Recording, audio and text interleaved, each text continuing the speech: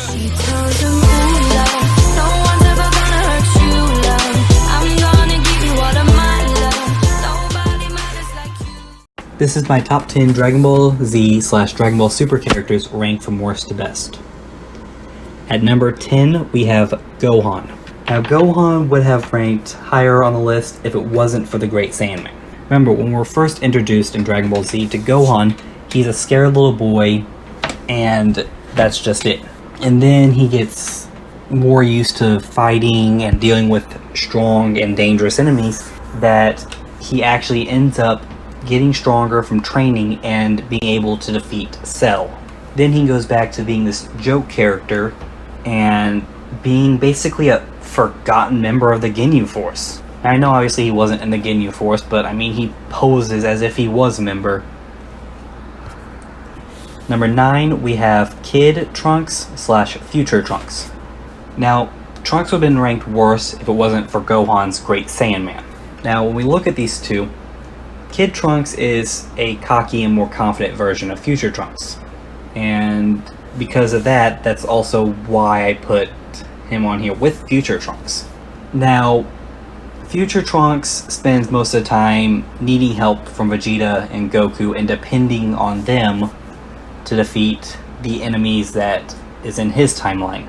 And it really takes the help from not only Kid Trunks, but Vegeta to realize that he needs to get stronger, not just to beat Goku Black, but for any of the next villains and for his pride. Basically just reminding him that he's a Saiyan and that he should start acting like a Saiyan. Number 8, we have Goku Black / Zamasu.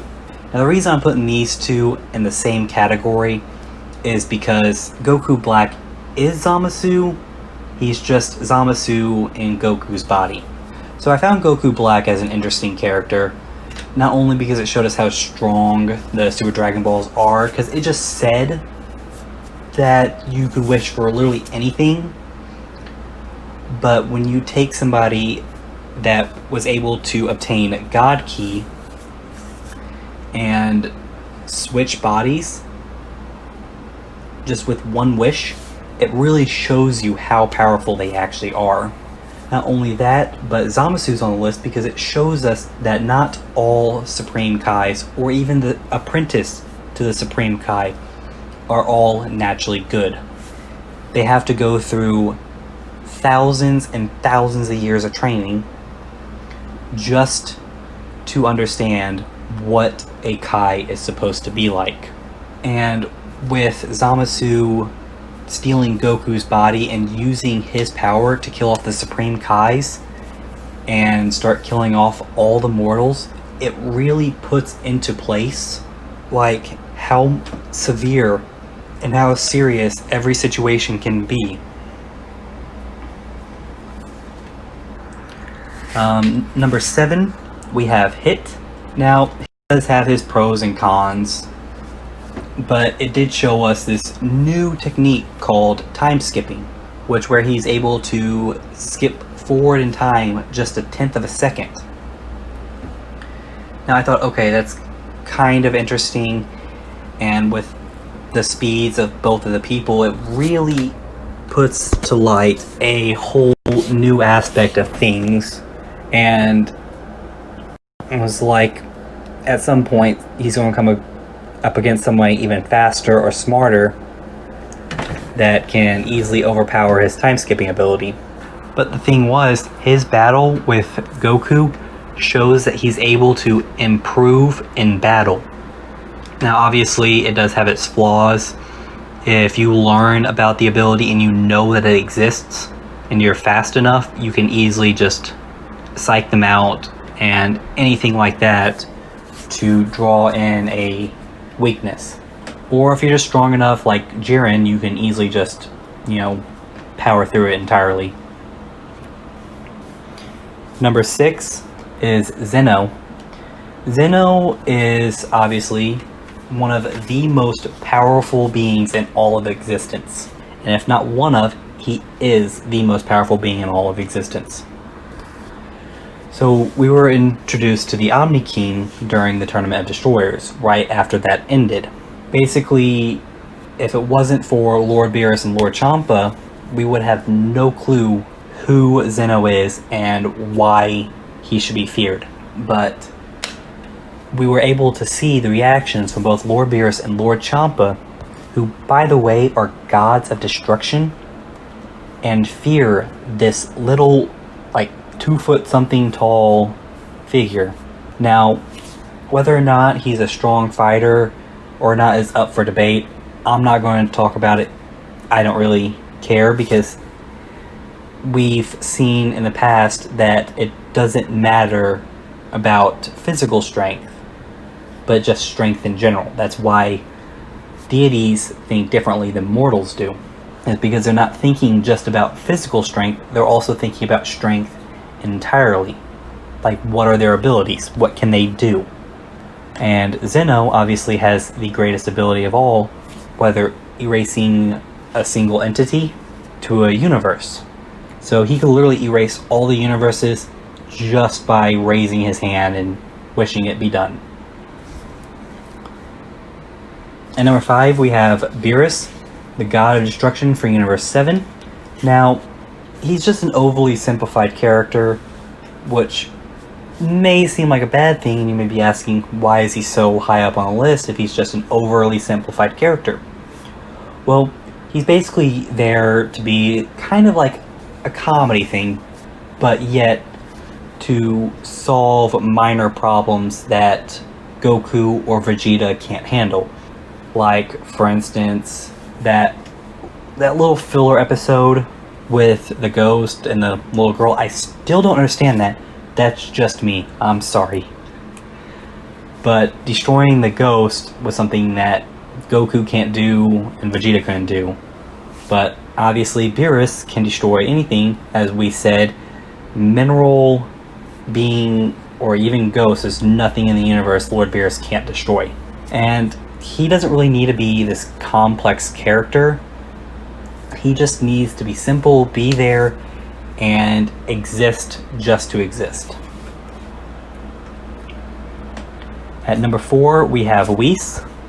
Now, the reason I'm putting Whis above Beerus is because if it wasn't for Whis and his training, we wouldn't have Super Saiyan Blue, we wouldn't have been introduced into Ultra Instinct, and we wouldn't have been introduced basically into the idea of different universes, and we wouldn't have this entire tournament of power revolving around all the universes minus the 4 exemptions. But anyway, it gave us more characters in the show as an entirety and gave us more to see and work with. And also, he's just a really funny character. Number 3, I have Goku.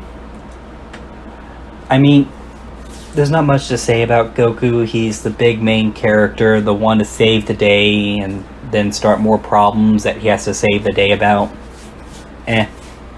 He's just there. I don't really care for him. I don't really hate him. He's just there. At number 2, we have Frieza. Frieza has shown at the beginning of Dragon Ball Super, and not only just the beginning of Dragon Ball Super, but Dragon Ball Z, that he only cares about himself. Now, when the Tournament of Power came, we were surprised not only to see him working on a team with people like Vegeta, people like Krillin, and just people he considered a nuisance back in Dragon Ball Z, but also working with Goku, who insulted him in the biggest sense by defeating him not only on Namek, but also letting him live, saying that he wasn't challenging enough.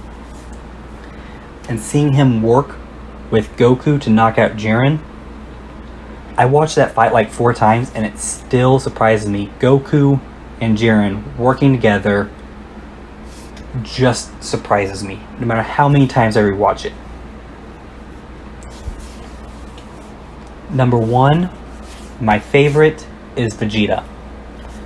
Now, when we're first introduced to Vegeta back in Dragon Ball Z, he is this over-the-top Saiyan warrior that is just miles ahead of Goku.